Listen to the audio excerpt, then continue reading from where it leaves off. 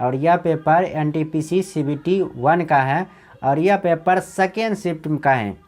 तो चलिए स्टार्ट करते हैं और इस वीडियो में जनरल अवेयरनेस के प्रश्नों को देखेंगे और इस पेपर के माध्यम से आपको कुछ आइडिया लग जाएगा कि आने वाले एग्ज़ाम जैसे ग्रुप डी और सीबीटी 2 में आप किस तरह से परफॉर्मेंस कीजिएगा, आप किस तरह से तैयारी को मजबूत बनाइएगा।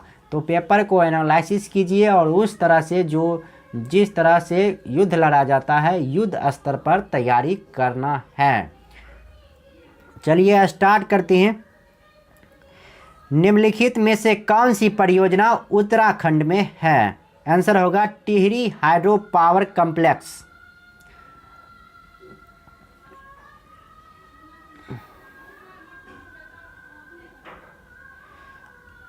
अगला प्रश्न है, सूर्य की चमकती हुई सतह को डैश कहा जाता है? इसका आंसर होगा प्रभा मंडल। सूर्य की चमकती हुई सतह को प्रभा मंडल कहा जाता है। अगला प्रश्न है, भारत सरकार ने इंद्रधनुष फ्रेमवर्क कार्यक्रम की शुरुआत किस लिए की थी? आंसर होगा सार्वजनिक क्षेत्र के बैंकों का पुनरुद्धार करने के लिए। अगला प्रश्न है, येन डैश की मुद्रा है? येन जापान की मुद्रा है। 2020 में निम्नलिखित में से किस फिल्म को सर्वश्रेष्ठ फिल्म वर्ग में फिल्म फेयर पुरस्कार मिला था? आंसर होगा गली बॉय। किसने ईस्ट इंडिया कंपनी के खिलाफ प्लासी का युद्ध लड़ा था? आंसर होगा सिराजुद्दौला। निम्नलिखित में से कौन सी अदिश राशि है? द्रव्यमान अदिश राशि है, संवेग बल वेग ये सदिश राशि है। अगला प्रश्न है, इनमें से कौन सा पुरस्कार केवल संगीत से संबंधित है? आंसर होगा ग्रैमी पुरस्कार। अगला प्रश्न है, निम्नलिखित में से कौन से राज्य में विधान परिषद है? आंध्र प्रदेश में विधान परिषद है। पृथ्वी ग्रह का वह क्षेत्र जहां जीवन मौजूद है उसे क्या कहा जाता है? आंसर कहा जाता है जैव मंडल।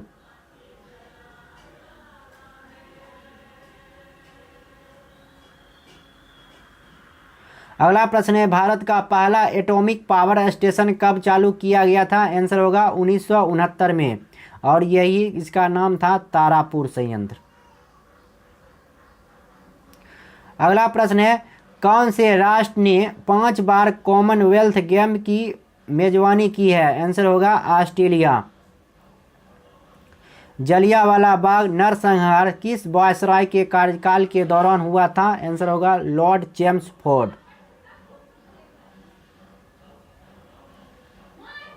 49वीं समांतर डैश के बीच सीमा रेखा है? आंसर होगा यूएसए कनाडा के बीच। भारत के संविधान में निम्नलिखित में से कौन से संविधान संशोधन में नागरिकों के मौलिक कर्तव्यों को शामिल किया गया है? आंसर होगा 42वें संविधान संशोधन जो कि हुआ था 1976 में। इनमें से कौन प्रसिद्ध संतूर वादक है? शिव कुमार शर्मा का संबंध है संतूर से।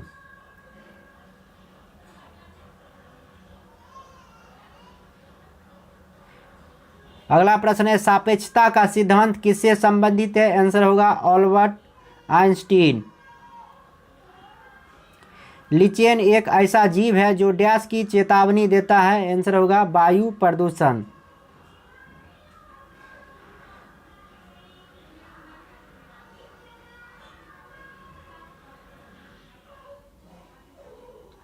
Global climate exchange alliance dash का कार्यक्रम है? आंसर होगा यूरोपीय संघ। भारत में राष्ट्रीय आय की गणना का पहला प्रयास किसने किया था? दादा भाई नौरोजी ने।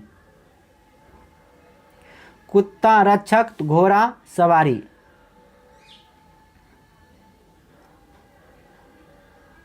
दो 2020 में आर्थिक विज्ञान के लिए निम्न में से किसने नोबेल पुरस्कार प्राप्त किया था? आंसर होगा Robert B Wilson.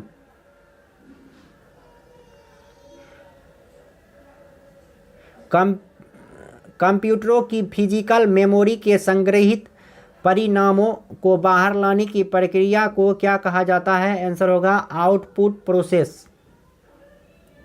Jallianwala Bagh नरसंहार किस तिथि को हुआ था? आंसर होगा 13 अप्रैल 1919।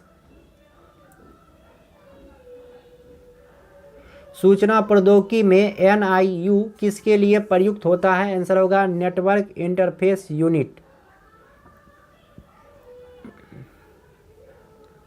मोपला विद्रोह किन वर्षों के बीच हुआ था? 1921-22।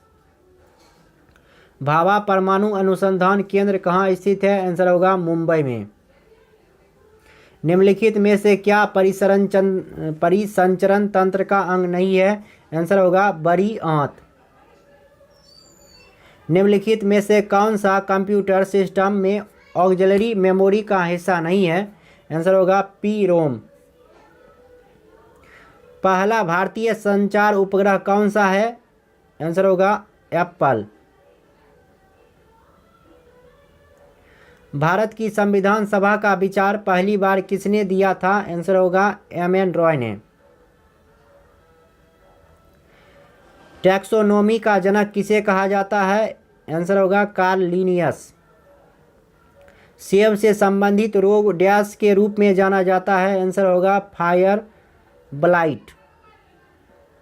कौन सा रंग उर्वरक क्रांति से संबंधित है? तो धूसर।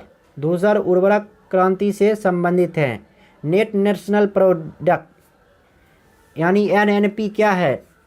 तो NNP है GNP माइनस मूल्यह्रास।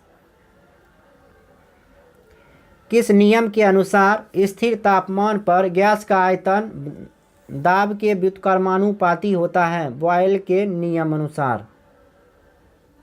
जो तिरंगा झंडा स्टुटगार्ट में मैडम कामा ने फहराया था उसे चोरी छिपे ब्रिटिश भारत में कौन लाया था? आंसर होगा इंदुलाल याग्निक।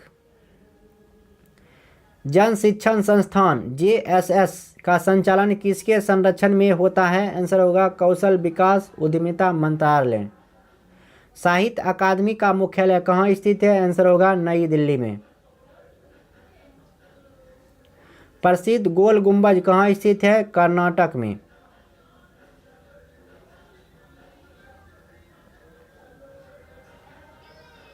संयुक्त राष्ट्र सुरक्षा परिषद का मुख्यालय कहाँ स्थित है? आंसर होगा न्यूयॉर्क में।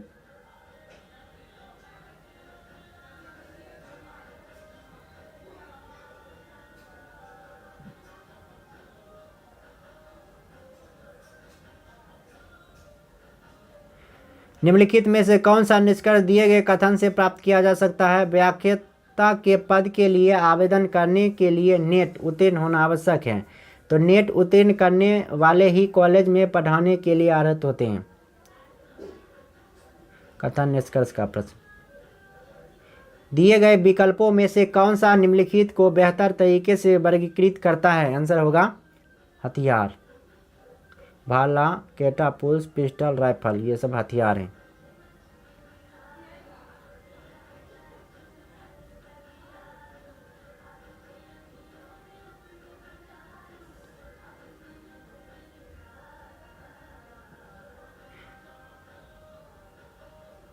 सूचीबद्ध 4 खेलों में से 3 किसी तरह से समान है और एक असंगत है। एक असंगत का चयन करें।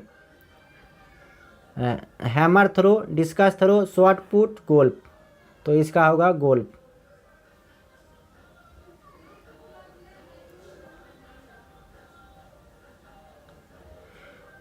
उस वेन आरेख का चयन करें जो दिए गए वर्गों के बीच संबंध को सर्वोत्तम ढंग से निरूपित करता है। वेन डायग्राम से प्रश्न है संचार, टेलीफोन, पत्र। तो टेलीफोन संचार में के ही अंदर आते हैं टेलीफोन और पत्र। 4 नंबर आंसर हम। टिड्ढा कीट लकड़बग्घा स्तनपायी है। टिड्ढा कीट है तो लकड़बग्घा स्तनपायी है। तो इस वीडियो में इतना ही। अब नेक्स्ट वीडियो में नेक्स्ट पेपर के साथ फिर मुलाकात होगी। तब तक के लिए नमस्कार। जय हिंद, जय भारत।